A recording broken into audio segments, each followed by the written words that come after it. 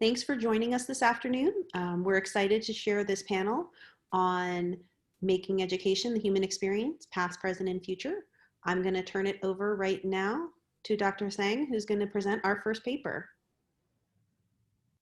Okay. Hello, everyone. My name is Feiran Zhang.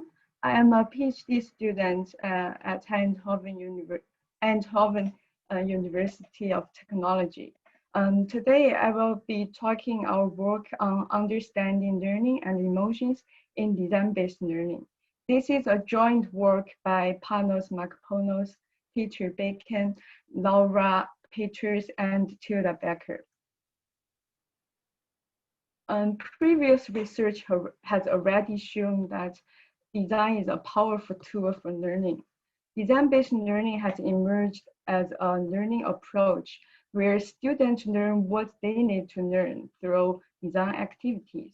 Some compatible approaches use slightly different terms, such as design-based science, learning by design, learning through design, and maker education. Students' perception of learning and emotions experienced in a learning setting reflect how they subjectively perceive the learning environment. And this perception of the learning environment is associated with students' achievement and their emotional outcome.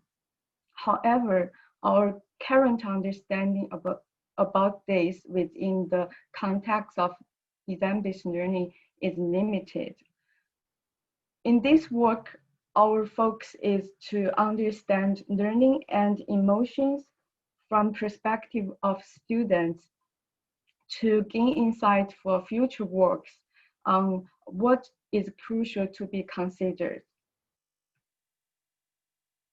In this work, we have framed 3 research questions. The first one is, what aspects of DBL do students perceive as useful for learning? The second one is, how do different aspects of DBL influence students' emotion? The last one is, how do students' emotions influence DBL? We used a single case study as the methodology to understand how undergraduate students value learning and experience emotions in a DBL program. This DBL program took place at Panos. This is a university at an applied science level in the Netherlands. This program lasts 20 weeks. In total, 110 students enrolled in this program last year. In this work, we're reporting our findings from interviewing 14 students who are from different disciplinary background. Our data analysis followed the semantic analysis approach. We involved 2 researchers in the analysis process to ensure the trustworthiness of our coded data. The intercoder agreement was 95%, which showing a good agreement. We code the theme of phenomenon and the theme of consequence to answer the third research question. And we code the theme of influential elements to answer the research question 1 and the research question 2. As you can see here, the orange blocks stand for the influential elements which shaping students' learning and emotions.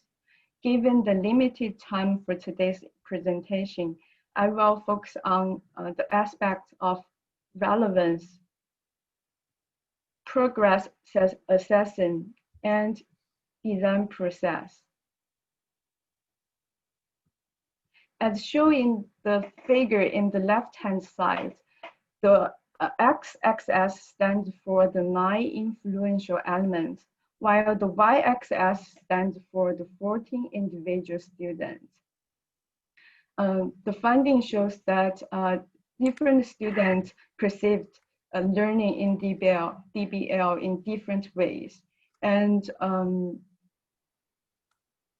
for instance, one student perceived, for instance, learning was result from iterations and trials. Just as the students said, she is still learning from making and trying and revising it to make it again. Second, we found that learning was from tracking the project progress. Just as the student 6 said, she still learning from her failures in the progress tracking. Last, we also found that students learn to relating the personal interest to the design project. As the student 14 said, he was learning from relating this project to his ambition in this design challenge.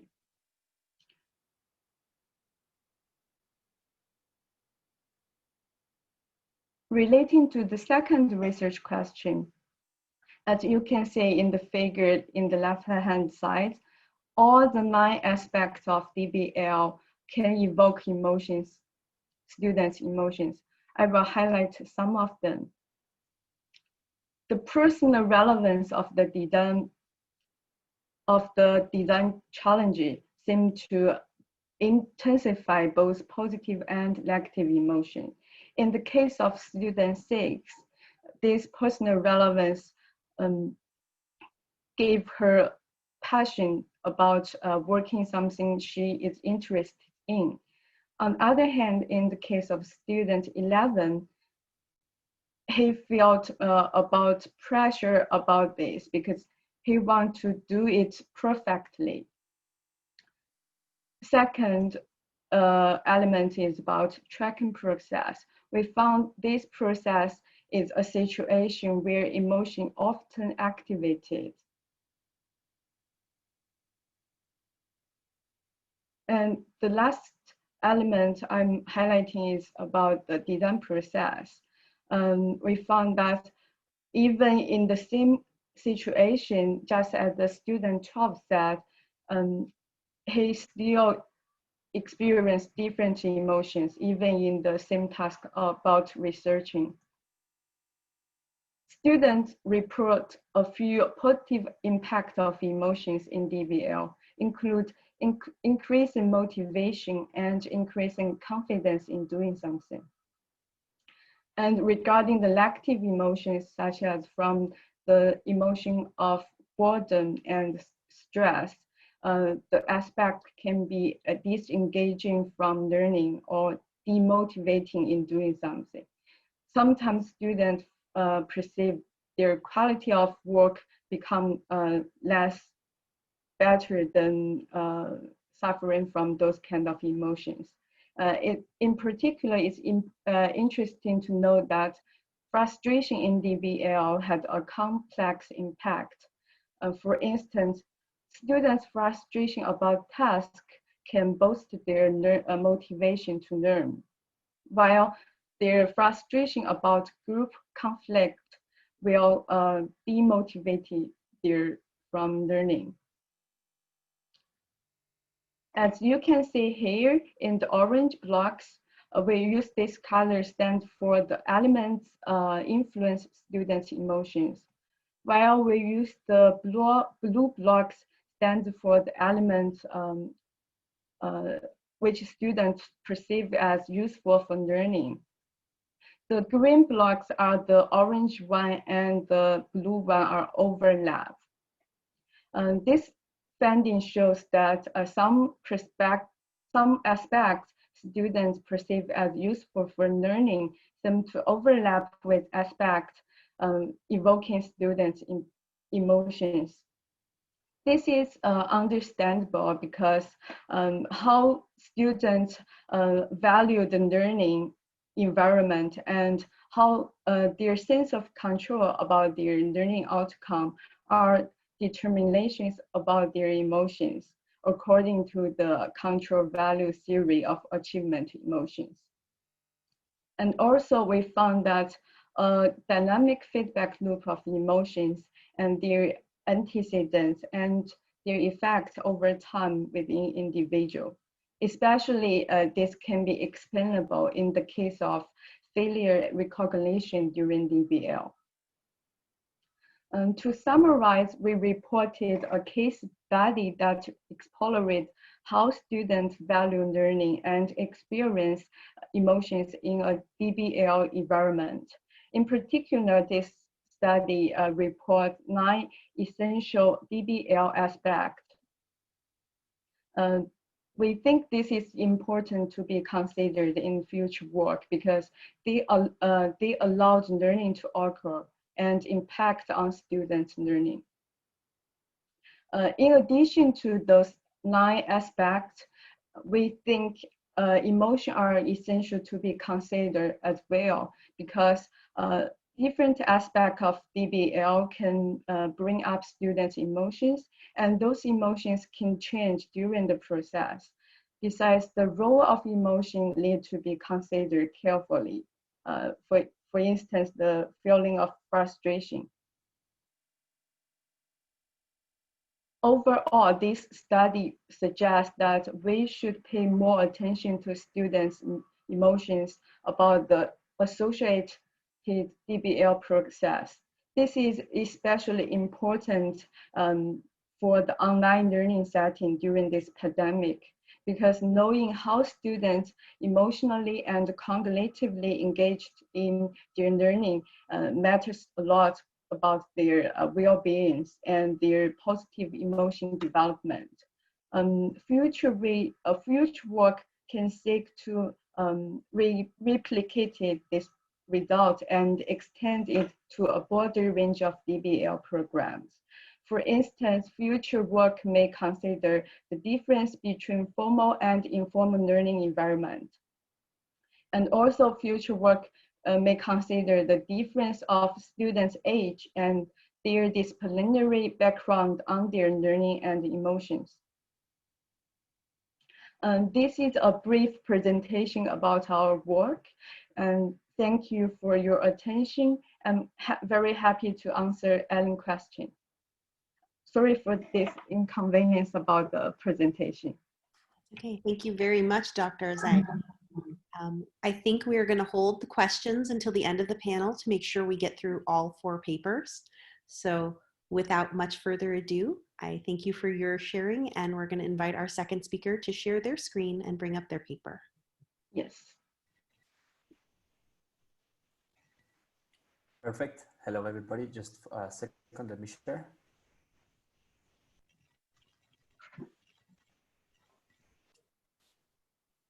Can you all confirm that you can see my screen? Perfect.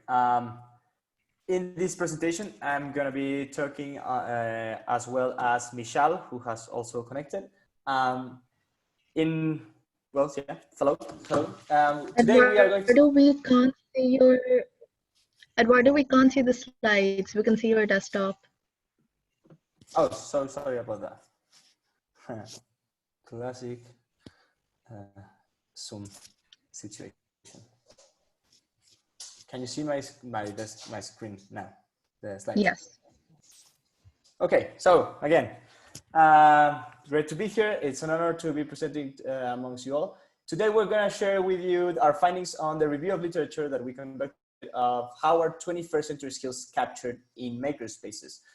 We are all part of the Harvard Graduate School of Education. Mishaal, myself, and Dhyan are former master students. Edwin as a PhD candidate, and Dr. Bertrand Schneider as the director of the lab.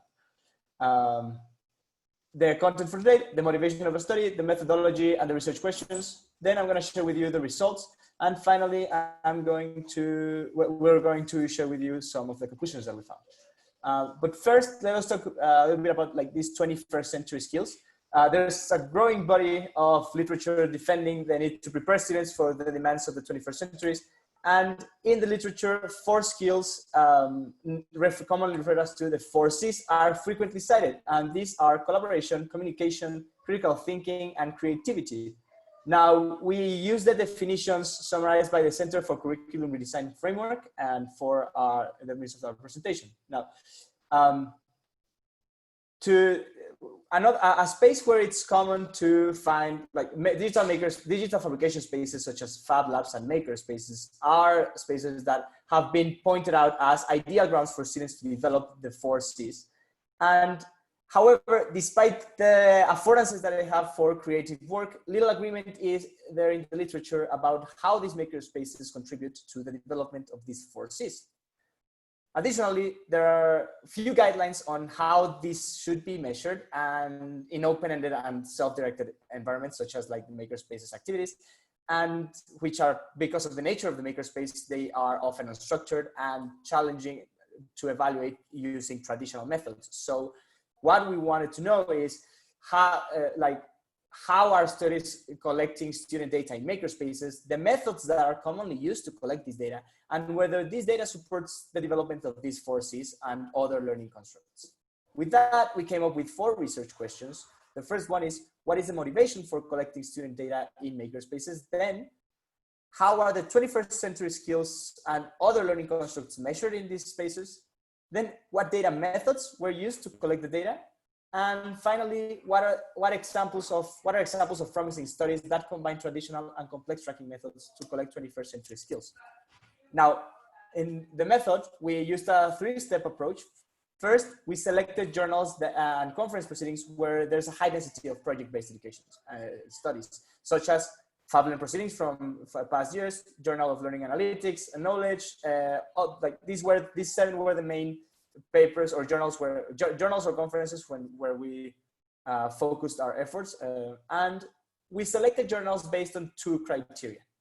First, whether the study describes making or digital fabrication activity, and whether the student data was collected from the activity and included in the results or the discussion section of each study. Well, not or, and. Finally, we classified the data from each study along 3 main parameters, and this was the key of the literature reviews: what is the motivation for capturing student data, then how is the data collected and what method is being used, and finally, what are the constructs measured in each study: motivation, collaboration, creativity, etc. With that, we developed a 2-point system to identify what studies collected data on the 4 Cs. We had the point system that was, we either award a 0 point to the skill that is not included as a central focus of the study, even if it's mentioned, or 1 if the skill is central to the study and relevant data is incorporated in the results and the discussion section of the paper. If it had those 2, if it mentioned it and it included it measured it directly and it included the results, then we would count that paper, and Mishaal is going to talk to you about the results that we found. Great, thank you, Eduardo. So for our results, we basically kept in mind the 4 research questions that Eduardo just highlighted, and we compiled our results accordingly to each of those questions. Our first research question was, why is student data being collected in makerspaces in the first place? And one of our main goals in our review process was to understand the motivation behind this data collection and to understand if the literature indicates that more administrative data is being collected or data pertaining to cognitive constructs is being collected. And we classified this motivation into 5 main categories. The first one being makerspace evaluation studies. These were the papers that analyzed 1 or more makerspaces with a focus on best practices and challenges of maintaining these spaces, how students were using these spaces, and their role within an existing organization or an institution. The second was assessing cognitive constructs. These were papers that were categorically analyzing how students are developing a specific construct or skill within makerspaces.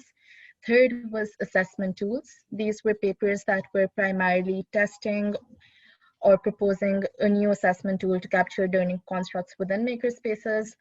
Fourth was use of tools. We classified papers over here that were focusing on fabrication tools or other technologies for a range of purposes in makerspaces. And fifth was social benefits. These were papers that were examining how makerspaces are contributing towards specific social gains like diversity, inclusion, and gender representation. There were a few papers that had multiple goals, and in those situations, we just chose the most salient goal. It was clear that makerspace evaluation was the primary objective. It had the greatest number of papers that chose that as the primary objective. At second, we had cognitive constructs. And third, we had assessment tools. And fourth, we had use of tools. And fifth, we had social benefits. It wasn't surprising that this is the way that our data was presented, because makerspaces are difficult places to create in the first place. And that's why a lot of people who work within these spaces are collecting data to validate decisions they're taking when creating these spaces. This just indicates the number of papers for each of our 5 categorizations. Next slide, please. Our second research question was which 21st century skills are being measured in these makerspaces. So out of the 60 papers that we evaluated, 32 of them, 53%, directly measured one or more of the 4 Cs, with collaboration being at the highest, then communication, then critical thinking, and then creativity. What this indicated was that the skills are not being measured equally in makerspaces currently according to our sample literature. Next slide, please, Eduardo. Yeah. And while several studies did mention the importance of one or more of these constructs, what was interesting to note that they were not directly collecting data pertaining to this. At the same time, we also realized that there were other constructs that were being measured in our literature. Next slide, please. The most common constructs that our literature mentioned outside of the 4 Cs were student engagement, student community benefits, student design skills, student belongingness, student self-efficacy, motivation, and persistence. Our third research question was what methods are being used to collect this data? And we classified the data collection methods into 2 main categories, the first one being traditional methods and the second one being complex tracking methods. Next slide, please.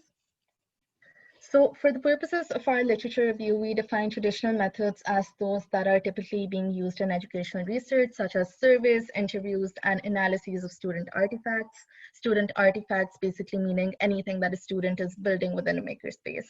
And complex tracking methods we defined as those which were using sensors, which were collecting large amounts of data and were processed with computational methods. 55 out of 60 papers, a staggering 92%, we found out were relying on traditional methods, and surveys, observations, and video recordings were the 3 most popular data collection methods. 5 out of 60 papers, 8% used a combination of both traditional methods and complex tracking methods. And in complex tracking methods, the most popular ones were motion sensors, eye trackers, electrodermal sensors, and high-speed cameras. Next slide, please. Which leads us to our 4th research question. What are examples of promising studies that combine both methods to collect 21st century skills? And for this, we basically conducted an in-depth analysis of a few studies. And we reviewed the strengths and limitations of each. So our first construct was collaboration. For this construct, most studies again relied on traditional methods like surveys, interviews, and video recordings, and these were used to identify student cognitive and affective perceptions. At the same time, there were some studies, There were some studies that were also using complex tracking methods such as electrodermal activity and eye tracking. We had one paper that was actually using gaze similarity and gaze uniformity to measure collaboration among students. And while these complex tracking methods do yield an advantage in capturing high frequency data or data which is not very evident, these are sometimes invasive as well.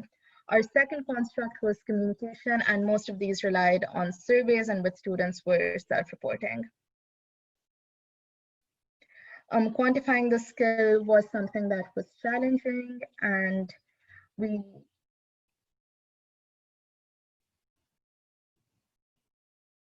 also had some topology-based data that was being collected for this. Our third construct was critical thinking, and for this competency, we were also basically using traditional methods of data collection, and it was also interesting to note that there were no complex tracking methods used for this. And another interesting observation was that every study that was measuring critical thinking was also measuring collaboration. Next slide, please. Creativity was the least measured skill, which wasn't surprising considering how ambiguous its definition is. And again, surveys were the most popular data collection method for this. Similar to critical thinking, only traditional methods were being used for this and no complex tracking method.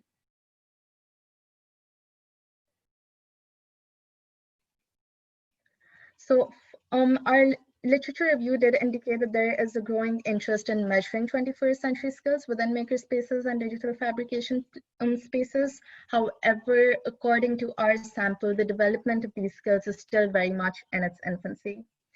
And most studies do rely on traditional data collection methods, and while those are relevant for certain settings for finding out certain types of data, a combination of traditional and more complex data tracking methods may be useful for future studies. Thank you, Mishaal. I'm sorry to cut you off. I'm really interested, but we're also at the end of time, and I want to make sure we leave time for our other speakers. So when we come back in a few minutes, I hope we can go back through the limitations. I'm sorry to ask. Great, no problem. Thank you. Thank you so much. We're going to turn our attention to our third paper now, and go right ahead, Isabel. Hello, everyone. Can you hear me? Yes. Okay, good afternoon. I'm Cassia Fernandez. And I'm Tatiana. And today we'll present our work towards developing a sustainable model for implementation of maker education integrated with science curriculum in public schools. This project was developed in a city in the northeast of Brazil in collaboration with the Secretariat of Education of the municipality, with the goal of redesigning science education in its public schools. In the beginning of the project, science education in the city was very traditional. Most students had not performed any experiments in the classroom, and teachers used science textbooks as the main sources for lesson planning. The instructional approach was also mainly based on lectures, textbooks reading, and answering quizzes. Given this context, our goal was not only to develop a new science curriculum for the city, but also to provide the conditions and infrastructure needed to enable teachers to sustainably implement it. With this goal, our project has three main pillars. First is the development of a new science curriculum by a working group that involves researchers, teachers, and administrators. The second is the implementation of makerspaces as new spaces for learning, and develop professional development for the science and makerspace teachers participating in the working group using a co-design approach to redesign and implement curricular units. In this pilot phase, we have implemented 2 makerspaces, and we're now in the process of expanding to another 8 schools by the end of the year. In our goal to propose an innovative science curriculum and also a model that would support teachers in its implementation, we could foresee some challenges. We wanted the implementation of the labs and science activities to be integrated with the formal curriculum. And for that, teachers need time to rethink the ways kids will learn in the makerspace. They need time to plan and prepare the materials, all in addition to their regular teaching hours. And finally, the new curriculum would require changes in the pedagogical practices, and we wanted to make sure we could build local capacity to support teachers and sustain innovations. To address these challenges, we propose a model in which lab teachers are a central part of implementation of the new science curriculum. In this model, lab teachers take a role as local leaders in their schools. They have a deep understanding and experience with principles of constructivist and constructionist learning and practice-based science education that is proposed in the curriculum. They also play an important role in disseminating new ways of learning in their schools, using the makerspaces resources and helping other teachers to use them productively in their teaching practice. So in this study, we wanted to investigate the following questions. How can lab teachers effectively support science teachers to incorporate new pedagogical practice to their classrooms using makerspace resources, and what kinds of supports lab teachers need to be able to perform their roles. And based on our findings, we share here some strategies that can serve as guidelines for researchers and policymakers interested in implementing sustainable models for practice-based and maker-aligned science education in schools. Now I'm gonna talk a little bit about our research methods. Our research used a design-based implementation research approach, and in 2017 and 2018, we carried out 3 iteration cycles of co-design sessions with the teachers to plan and implement curricular units using the principles of science education proposed for the new curriculum. In the following years, we continued having regular meetings with the lab teachers to track the development of the project and to support them in their roles. The co-design approach was employed both as a strategy to understand barriers, tensions, and points for improvement in the model, and as part of the professional development process of lab teachers. Since the teachers that participated in these cycles were also part of the working group designing the new science curriculum, this experience has also contributed in the development of the new document. In each cycle, the science teachers selected a topic to redesign and implemented a new curricular unit. And then the researchers and the teachers had online meetings to discuss ideas for lesson plans, help solve dilemmas, and reflect on the overall process the teachers were going through. The reflections of the results for each cycle served as inputs for the next cycles. In the first cycle, the makerspace had not been implemented yet, so the redesigned lesson plans were implemented in regular classrooms. The co-design process was carried out by researchers and science teachers. Before the second cycle, we had implementation of the 2 makerspaces in 2 schools, and 2 of the science teachers that participated in the first cycle were assigned as lab teachers. In this second cycle, the co-design process was now carried out by the science teachers together with these lab teachers and the researchers through weekly meetings. And they all plan and discuss ideas together for the lesson plans. In the third cycle, the lab teachers took on the researchers' role in the co-design process with the science teachers, while the researchers supported lab teachers in their new roles through weekly meetings. This process was designed in this way so that lab teachers could have greater autonomy in each cycle and could feel confident to support science teachers at the end of the process.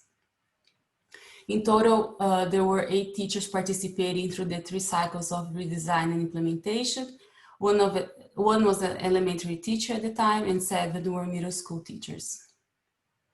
Our data is based on multiple sources, including field notes from the design sessions and classroom observations, audio recordings of interviews with teachers, and written reflections produced by the teachers after each implementation cycle. Now, Cassia will continue to share with you some of our findings. Okay, so one of our first findings was that the workload of science teachers was not compatible with the time-consuming effort of preparing materials and planning activities in the makerspaces. Teachers' lack of time to plan, prepare, and implement science activities was the main challenge reported by them in our first interviews. But another finding was that teachers enjoyed collaborating with each other and benefited from these interactions. These teachers who used to work alone started to work together, co-designing and sharing lesson plans and helping each other. And teachers also reported that these partnerships encouraged them to try out new ways of teaching. So the collaboration between this new figure of the lab team and science teachers was a way to help them to overcome their lack of time to implement new ways of teaching science. In contrast to the traditional technical role that lab teachers have usually in Brazil, in our project, lab teachers take a strong pedagogical role, and they collaborate with teachers by co-designing curricular units, developing resources and toolkits for students to use in the classroom, and conducting research on students' learning. Next slide, yeah. Throughout the project, we have been collecting data also on the number of classes taught at the makerspace in the 2 schools where a lab teacher was hired. The first thing that we observed is that the diversity of classes in the makerspace increased over time. As you can see in this chart, in 2018, makerspace classes were mainly focused on science. But in 2019, the makerspace resources were also used to teach classes related to different subjects, such as arts, math, and geography. However, we saw that the overall number of classes didn't rise from 2018 to 2019, as we would expect. So this next chart helps us better understand why this happened. As we can see here, in school number 1, there was a significant increase in the number of classes from one year to the other. On the other hand, in school number 2, there was a huge decrease in this number. What happened is that in the second school, the principal was reassigned, and this new direction of the school asked the lab teacher to also become a math teacher. So only half of his time could be dedicated to his roles as a lab teacher. And as a result, the number of classes in the makerspace was drastically reduced. This showed us the importance of having a lab teacher with a full-time dedication and to improve the communication with school administrators to ensure that they understand the importance of the lab teachers to the science projects in the city. Now I'm going to talk a bit more about what lab teachers actually do in their schools and why are they important in this project. So one of their central roles is to collaborate with science teachers to plan and implement lesson plans in the makerspace using co-design approaches. This process involves helping science teachers to identify their learning goals for the units and to integrate science and engineering practices intentionally into their lesson plans. They also help teachers to implement the units in the classroom, and they create a repository of curricular units to be used by other teachers. Here you can see some pictures of the curricular units that have been redesigned by them. Lab teachers also act as developers of resources. As a designer of the resources, they develop materials and toolkits to allow students to engage in investigations to make sense of scientific phenomena aligned with the learning goals established by the teachers. Some of the resources created by them so far include toolkits for exploring circuits, soil erosion, genetic code, and others that you can see in the picture. Lab teachers, finally, were also engaged in understanding how learning happens in the makerspace and how to improve students' learning and teachers' pedagogical practices. To do so, they collect and analyze data on students' learning, they document the reflections about changes found during classroom implementation and opportunities for improvement. And finally, they refine their curricular units based on the reflections and learnings. As a result, these lab teachers are now participating in many educational conferences, sharing their work, including the FabLearn conference here. But in order for lab teachers to be able to perform these roles, they need continual support. In our project, this support was offered to teachers in the following ways. Lab teachers were involved in professional development program that involved in-person workshops, readings, discussions in online meetings, and also the co-design process we talked about. Throughout this process, they gradually gained more autonomy and experience to perform their roles in their schools. During the project, lab teachers also participated in weekly meeting sessions with the research team in which they present the lesson plans they were working on and share reflections about classroom implementations. Also, as we saw in the previous chart, having a lab teacher with a full-time dedication to the makerspace was really important. When they accumulated other roles, their partnerships with other teachers ended up being paired. And at last, it's very important that the science curriculum adopted by the city is aligned with the project's visions of science education. Since the current standards in the city are very much focused on content only, there is little time available for open-ended investigations in the classroom. The new standards that we are developing, and it's going to be launched in the next months, we prioritize other ways of learning and teach science, and hopefully we increase even more the number of classes in the makerspace. That's it. Thank you for your attention. And if you're interested, you can read more about our work in the proceedings of the conference. And I'm sure we all will. That is a wonderful talk. Thank you both very much for sharing with us. Lastly, but certainly not least, I'm going to turn it over to our last speakers before we start questions. So Isabel, it's you.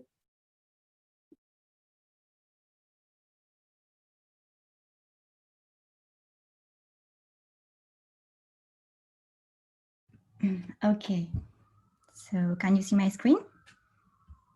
Great. So good afternoon, everyone. Thanks for enduring till the last presentation. I had enjoyed so much listening to the amazing work of my colleagues, and I hope to keep it fun and useful to everyone. My name is Isabel. I am a designer and a third-year doctorate student at the Learning Media and Technology program at Teachers College. And today I'm going to talk about a small research implementation that I did last year with the support of the Snow Day Learning Lab, whose director is Professor Nathan Holberg. And the name of my paper is Human Nature Meaning Making, and it is about mothers and daughters coming together to work with low-tech making activities and reflect on humans' relationship with nature. So for a long time, I had been wrestling with the question of human-nature relationship and its connection to the ecological crisis that we face today. There are many theories that aim to explain humans' cognitive and physical withdrawal from nature, and many of them reach back to ancient times. But in the last decades, separation from nature has been reinforced by the discourses of progress and limited growth and development prevalent in the Western world. These ideals are grounded in a dualistic epistemology, or ways of knowing nature that assume that humans are superior over nature, and that we are entitled to master, dominate, and exploit what we often call natural resources. However, the scale of the damage produced by this dualistic paradigm is a scientific evidence, and we need to urgently find ways, alternative ways, of being part of the ecosystem that we depend on. The studies with indigenous communities and also in developmental psychology demonstrate that children define their positions towards nature early on, and their relationship is influenced by culture, context, and experiences. In other words, our detached way of seeing nature is a construction of our Western worldview. But there are many other possible ways of understanding nature, and it is in our hands to imagine new possible ways to coexist and thrive together. So one way of doing this is to center new, but at the same time old and often silenced perspectives, such as the voices of women. This research brings together mothers and daughters to reflect on their own assumptions and imagine alternative ways of relating to nature. As a way to facilitate such a critical reflection using the tools of design and making, we drew from critical design. But what is critical design? We often think about design as a way to solve people's problems, so we build something to provide a solution. However, as critical designers Dhyan and Ravi said, many of the challenges that we face today are unfixable, and the only way to overcome them is by changing our values, beliefs, attitudes, and behaviors. So critical design uses the language of design to create artifacts, but not to provide answers, but instead to pose more questions, to provoke reflection by opening up our imaginations into alternative realities. So let's look together at the example in the picture. In that alternative reality, the world ran out of food, and people started to make these external digestive systems to forage and process debris as a nutrient of the urban environment. This critical design is an invitation to think about the limits and possible outcomes of our current behaviors. Professor Holberg, Dando, and I wanted to leverage the learning affordances of engaging in making a critical design artifact. So we proposed the critical constructionist design framework to bring critical design and constructionism together. In constructionist learning, students learn by building artifacts that are personally meaningful and that reflect their thinking processes. Constructionism has mainly been examined as a framework to explore ideas and concepts from mathematics, science, and technology. But we were interested in seeing how constructionism can also facilitate critical reflection on social, political, and ethical issues, such as race and now environmental justice. As you can see in the diagram, the framework plays with future thinking as a way to facilitate reflection on alternative realities. It has 3 basic steps. First, connect with the past to remember personal and family histories. Second, reflect on the present and become aware of existing inequalities. And third, use past and present experiences to project alternative futures. Through this process, we realize that if we do nothing, things will probably continue in that straight line. But if we are given the agency and the power to imagine something different, what would you do? According to your values and beliefs, what future would you like to live in? What future do you fear the most? So I wanted to use this framework to understand what our mothers and daughters' past, present, and future positionalities towards nature. In order to answer this research question, I designed a 6-hour workshop that guided participants through 3 steps of critical constructionist design. First, in order to connect with the past, we used natural clay to shape the place where mothers grew up. They used black clay for things made by humans and brown clay for things made by nature. Second, in order to reflect on the present, we reshaped the same models to represent how the same place where mothers grew up looks like today. And third, we used color clay to design a future-thinking artifact to represent a utopian or dystopian future. Participants were 3 couples of mothers and their 10-year-old daughters from different ethnic and cultural backgrounds. Paula and Antonia from Chile, Nan and Mimi from Japan, Trista from Zambia, and her daughter Sira from New York. All names are pseudonymous. I facilitated the workshop along with my daughter and 2 other research assistants. Data collection methods included a pre-implementation questionnaire, a photo elicitation activity, 3 group interviews at the end of each phase, field notes, photos of the artifacts, and audio and video recordings of the whole activity. So now I would like to share very briefly 4 stories or themes that show how personal and meaningful can be our relationship with nature. Let's go to the first phase of the workshop, Connect with the Past. There was a very warm and intimate atmosphere that allowed mothers to share stories of the past. Their daughters listened and asked for details to shape those words into clay. An outstanding theme in mother's childhood was the concept of nature as free exploration. Trista, who grew up in Zambia, shared the joy of simple things that happened in her garden. She recalled, sometimes a fresh tomato was your snack.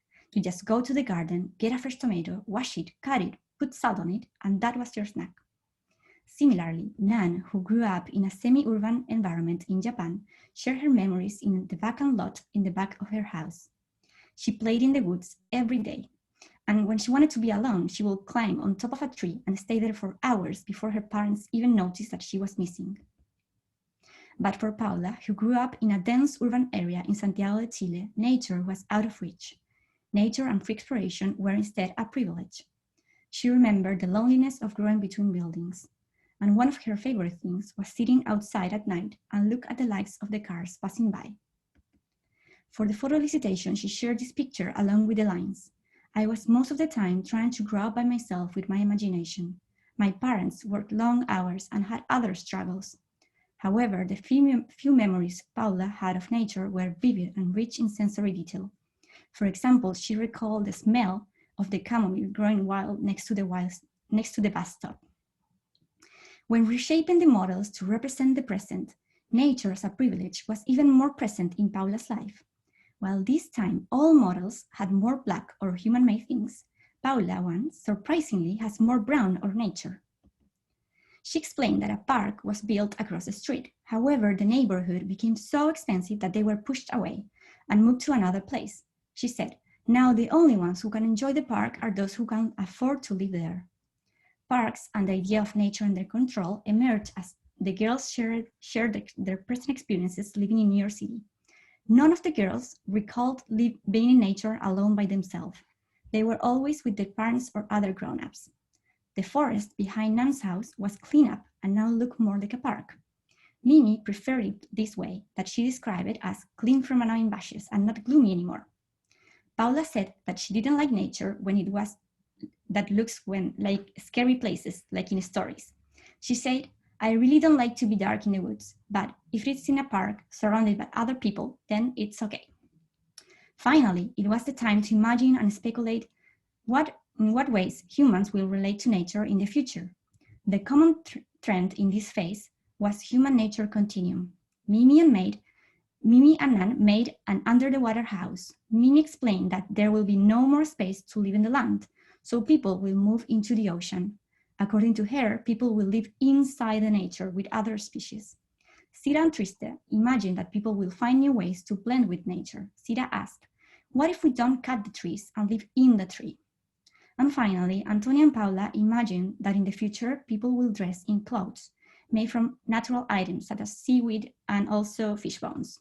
Paula said, while my parents didn't have a history with nature, I want my family to be different because we cannot keep growing at this pace. Everything needs to shrink down. As I was making this presentation, I thought, well, what might be useful for somebody who wants to use making to encourage critical reflection? I thought that fostering critical thinking is a lot about fostering dialogue and different types of dialogue. There is a dialogue between learners and the tools and materials that we provide. For critical thinking, simple materials can go a long way. I could have used any of the fancy technologies that we have at the lab, 3D printers, laser cutters, microcontrollers. But as Popper said, knowledge construction happens best when building something, whether it is a sandcastle or a theory of the universe. And clay is pretty much like sand. It's a very low-tech, primitive technology, but it can be very generative. Clay provided no barriers for participants to make stories visible and to turn their imaginations into something tangible. Also, shaping the clay turned out to be very intimate and a sensory-rich exercise that provided an ideal pace for storytelling. Second, there is a dialogue between participants. Working with mothers and daughters facilitated a lot of dialogue, a lot of talking, laughing, and also some conflict. They might have known each other pretty well, but they had so much to share. So many new stories none of them had ever heard before. So at the end, they were so thankful about the opportunity of discussing climate change and the future together. Third, the role of the teacher is fundamental to facilitate dialogue between different groups and also between different artifacts, to point out differences, transformation, and facilitate critical reflection. I think I will need several more implementations to master this ability. And fourth, the critical constructionist design framework allowed participants to dialogue across time with their past, present, and future selves. Future thinking is a useful way to support learners in imagining alternative futures. However, I am thinking that the pandemic can be another way because we are living in an alternative reality. We can seize this unique moment to ask students whether they would like to return back to normal or perhaps if they want to use this pause to imagine new ways of living. Thank you so much. Feel free to ask any questions. Thank you so much, Isabel. I appreciate all four of our speakers doing an amazing job today. We have a few minutes for questions if folks want to share those or in the Q&A. Give folks a second to do that. I'm very curious for our panel as we're waiting for questions to come in, where our panelists think that future directions for engaging across these papers might be. I see a lot of connections, particularly between Cassia and Isabel's papers. So I was wondering, how we make sense of the varied context in which we do our work. And, as Isabel said, these dialogues with the present self and the past self.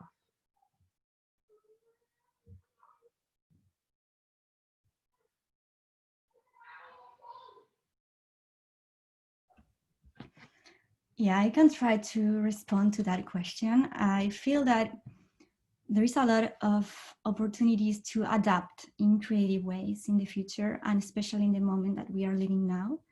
I see that, for example, the implementation that I did could be easily replicated in the moments that we are living now, and we can take advantage of the situation to think creatively about different ways of doing making activities that I know are a challenge in these times. Thank you. And one of our participants has asked if you have thought about replicating this study with fathers and sons. Thank you. I think that's a great question.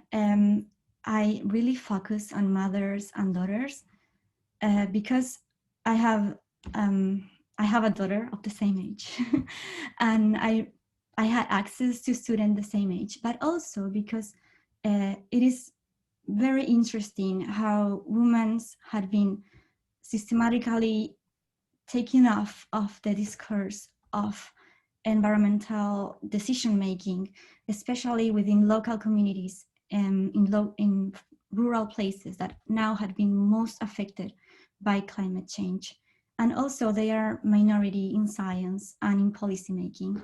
So I thought that it will be interesting to work with this group, but not because of that. I think that it is not relevant to discuss these issues with fathers and sons. I also have a son, and I see the need for that. So I think that we all need to reflect on these issues. And I will look to that, do a similar study with fathers and sons in the future. Thank you so much. Another question that folks have asked is, what are other unique opportunities for research, Isabel, on creative learning with families during COVID? Oh yeah, I think the way that the direction that I am taking with my dissertation has been changing because of COVID. I think that many of our colleagues are in a similar situation. But I do believe that in this time, we are all rushing into moving into online and transitioning into online, and students and teachers are struggling with this process. But I honestly think that we should also be transitioning into outdoors that have been proven to be a safe environment for kids to learn. So I am looking forward to more opportunities to design learning experiences in the outdoor environment. For example, now I have been working with biomaking and using different things from the park, like different pigments from plants to create bioplastics and to use those elements that are all the time there for us to use and make in different ways. So I think that could be another direction, taking advantage of our outdoor environments. Oh, wonderful. Thank you. Thank you, everybody, for joining us today. Special my thanks to the other chairs of the full paper track, Drs. David Weintraub and Kylie Pepler, who are here as participants but not chairing this session. And as always, thank you to Paulo and Nathan and Leah for their help and assistance as the chairs of the conference.